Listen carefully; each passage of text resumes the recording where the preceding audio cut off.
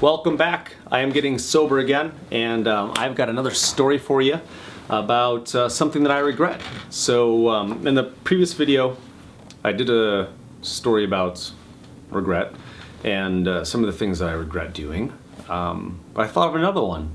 And this one has to do with a girl that was in that story, the one that called me a monster. She said, "You are a monster." And then I punched a wall, and I broke my hand, my carpal.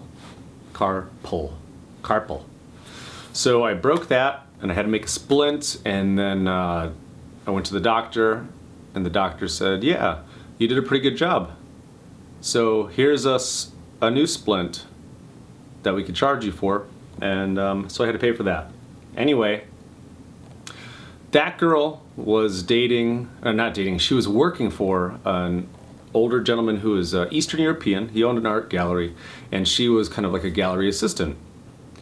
She told me a story about like how he's kind of like a male chauvinist type of guy, you know, kind of old school mentality, and during one of the gallery openings, he was kind of like walking her around with his hand on the small of her back.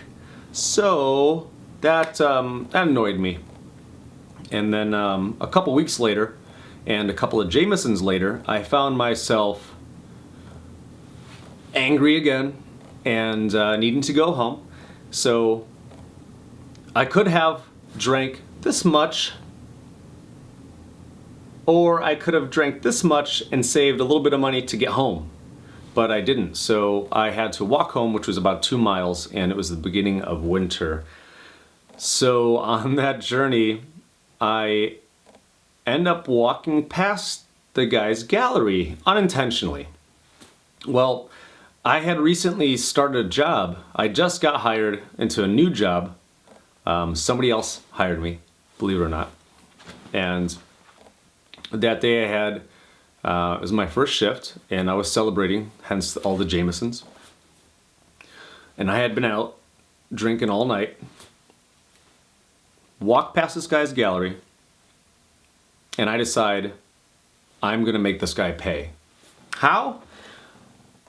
I got the idea that I was going to grab one of the city garbage cans, those big wrought iron, nice black curvy cans, those big garbage cans, and I was going to pick it up, and I was gonna twirl around and get the momentum and throw it through his window. Bang! Crash! Boom!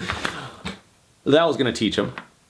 So I started gearing up to do that, and I said, "Hey Booze, why don't you just take care of this one?" And Booze said, "No problem, got you fam. Why don't you just sit back and watch?" And I said, "Bet." So we go to grab the garbage can, and we go to pick it up, and I immediately realize how heavy it is, and then we just kind of twist it and go bang, clang, clang, clang, clang, clang, clang, clang, clang, clang, clang, and now it's an emergency. Not only did I not get it into the gallery, into the guy's window, I just made a scene. I'm a crazy person who just decided to violently throw down what it appeared to be a city garbage can.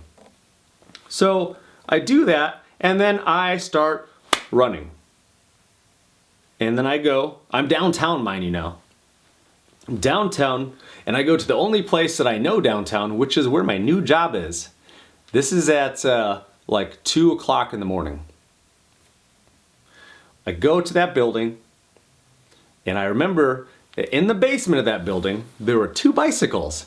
And I thought to myself, if they're still there, I'm gonna take one, and then I won't have to drive or whatever. I'll just get the bike.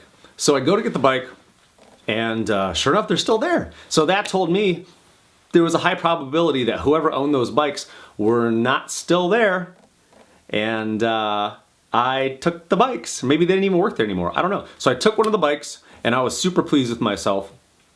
In good intention, I was gonna put it back. I wasn't gonna just steal the bike outright. So I get the bike, get it back up the stairs, because it's in the basement of this building, out the door, set the bike down, I go to get on the bike, and then I start pedaling, and it's a little harder than I thought, because the back tire is completely flat. I don't know if you've ever tried to ride a bike with a completely flat tire, but it's pretty hard.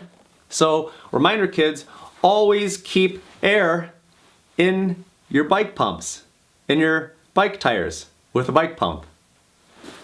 This is an unscripted show, by the way. I now have to walk a bike home because there's no way I'm going back into this building because I just essentially stole a bicycle. I'm not going back into the building that I just stole a bike from, so now I'm walking the bike. So now, not only am I walking, I've already fled the scene, which is not very far away, of a giant trash can that I just threw over. Now, I'm that same person who looks like this, but now I'm walking a pink bicycle, a women's bicycle, with a flat tire. So there must have been questions for anybody who was observing this. Luckily for me, I don't think anybody saw.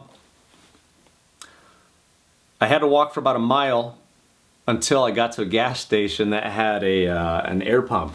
So I get there and I just happen to have 2 quarters in my pocket and I fill up the back tire.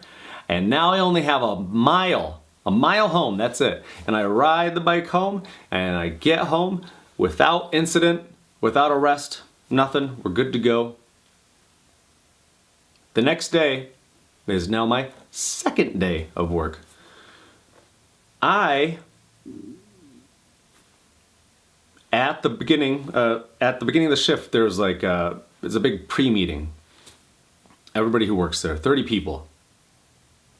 And they get through talking they talk about all the notes for the day, what we hope to accomplish, things like that, so on and so forth. And at the end of the meeting, they say, does anybody have any questions? And I raise my hand and they say you, because they don't know my name yet.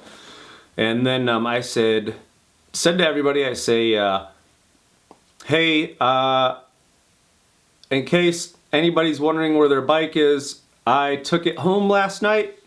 But don't worry, it's in the same condition that it was, and there's air in the tires now. And everybody kind of turned around and looked at me, and nobody said anything. The end.